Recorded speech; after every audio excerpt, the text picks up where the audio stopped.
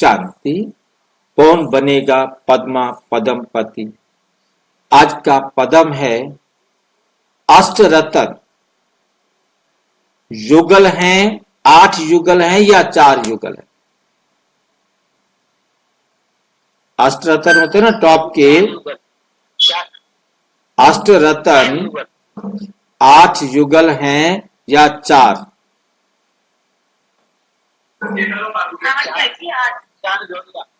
चलो फैसला करते हैं।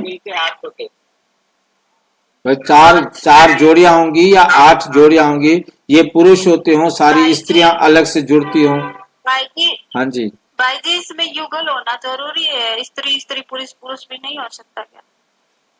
मैं पता नहीं ना, ये तो इसीलिए तो ये प्रश्न उठाया है कि 8 ये पुरुष हो, इनकी स्त्रियां कोई और आके बने, क्योंकि युगल दाने में तो ये नहीं होना क्या जरूरी थोड़ी ना है। हाँ जी, जोड़ा ही होना जरूरी थोड़ी ना है। भाई सतयुग में जब आओगे पहले दिन खड़े होंगे, चाहे आप पुरुष बनेंगे चाहे कोई स्त्री बनेगा, परंतु जोड़े तो बनेंगे ना।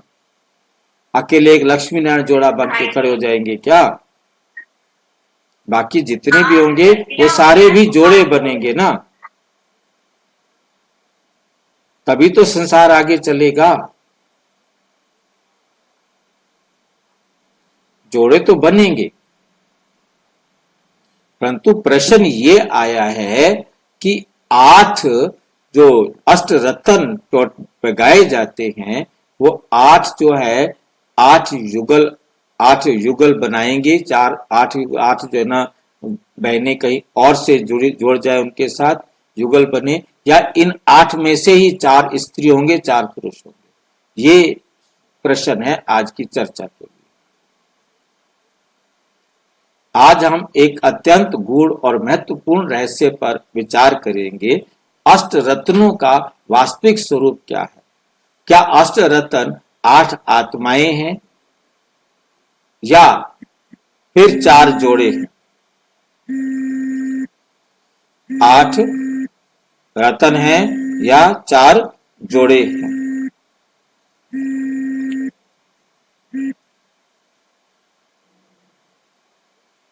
इस प्रश्न का उत्तर स्वयं साकार और अव्यक्त बाप दादा ने अपने महावाक्यों में स्पष्ट किया है। कैसे स्पष्ट किया है वो हम देखते हैं। 1.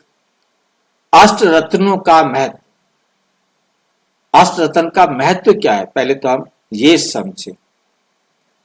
शास्त्रों में बाप दादा की मुरलियों में अष्ट रत्नों का विशेष महत्व बताया गया है।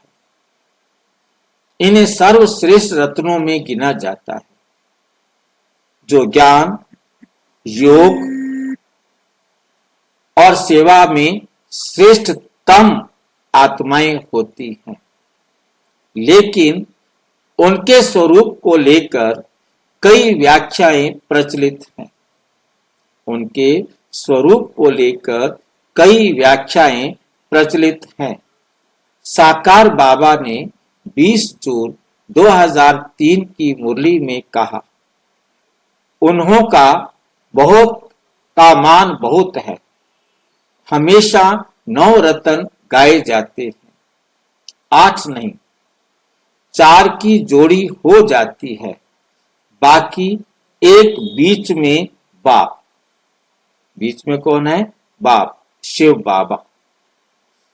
इससे स्पष्ट होता है कि अष्ट रत्न केवल 8 आत्माएं नहीं, बल्कि 4 दिव्य युगल हैं।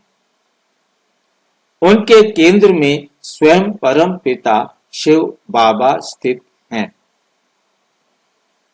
नंबर 2, अष्ट रत्न अर्थात 4 युगल।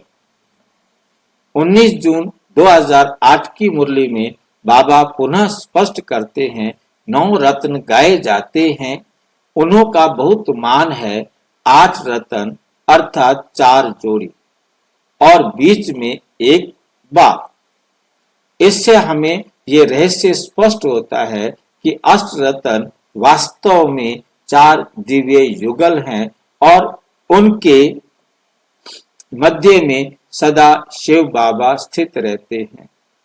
अर्थात ये केवल 8 व्यक्तिगत आत्माएं नहीं बल्कि 4 शक्तिशाली युगल है जो एक विशेष भूमिका निभाते हैं। 9वां रतन शिव बाबा। जब भी हम अष्ट रतन का सिमरन करते हैं तो हमें ये ध्यान रखना है कि 9वां रतन स्वयं शिव बाबा है जो इन 4 जोड़ों का आधार और शक्ति स्रोत है। उनके बिना ये युगल पूर्ण नहीं हो सकते। बाबा हमें निरंतर गुह्य राज समझाते हैं। 4 युगल भाई जी, 8 रतन तो यहाँ संगम में होते हैं, शिव बाबा तो शक्ति में नहीं आते, तो संगम में शिव बाबा है। तो 8 रतन की बात तो यहाँ से संग शक्ति में नहीं आएगी ना। यही आएगी, सत्युग में क्या आएगी? यहीं पर तो अष्ट रतन बनेंगे। कृष्ण ने जन्म लिया, अष्ट रतन यहीं तो जन्म लेंगे। लक्ष्मी नारायण के टाइम पर नहीं आएगा, कृष्ण के साथ तो है ना शिव बाबा, कृष्ण का बाप है भी। इसलिए फिर बात को पकड़ा जाता है बीच में 9वां। वहां नहीं पकड़ा जाएगा। बाबा हमें निरंतर गुह्य राज समझाते हैं और अंत तक हमें ये ज्ञान धारण करना है, क्योंकि अंतिम समय में हम कर्मातीत स्थिति को प्राप्त करना है। अंतिम समय में हम कर्मातीत अवस्था को प्राप्त करेंगे। नंबर 4 है आत्मिक रेस कर्मातीत। आत्मिक रेस कर्मातीत बनने की यात्रा। बाबा कहते हैं कर्मातीत बनने की यह रेस है। कर्मातीत बनने की ये क्या है? रेस है। अष्ट रतन बनने के लिए हमें न केवल योग बल और सेवा में श्रेष्ठ बनना है, बल्कि इस रेस में विजयी होकर कर्मातीत स्थिति प्राप्त करनी है। यही हमारी अंतिम मंजिल है। निष्कर्ष, अष्ट रतन केवल 8 आत्माएं नहीं बल्कि 4 श्रेष्ठ युगल हैं। बल्कि 4 श्रेष्ठ युगल हैं। 8 आत्माएं नहीं अलग अलग। इन 4 युगलों के मध्य में स्वयं शिव बाबा स्थित रहते हैं जो 9वां रत्न है। हमें इस गूढ़ ज्ञान को धारण करके अपनी कर्मातीत स्थिति तक पहुंचना है। आओ इस गुप्त सत्य को आत्मसात करें और अपने लक्ष्य की और तीव्रता से बढ़े। अच्छा, ओम शांति। और विस्तार से जानने के लिए प्रजापिता ब्रह्मा कुमारी ईश्वरीय विश्वविद्यालय के किसी भी सेवा केंद्र पर संपर्क करें और यदि कोई प्रश्न है तो 9213106986 पर केवल टेलीग्राम करें।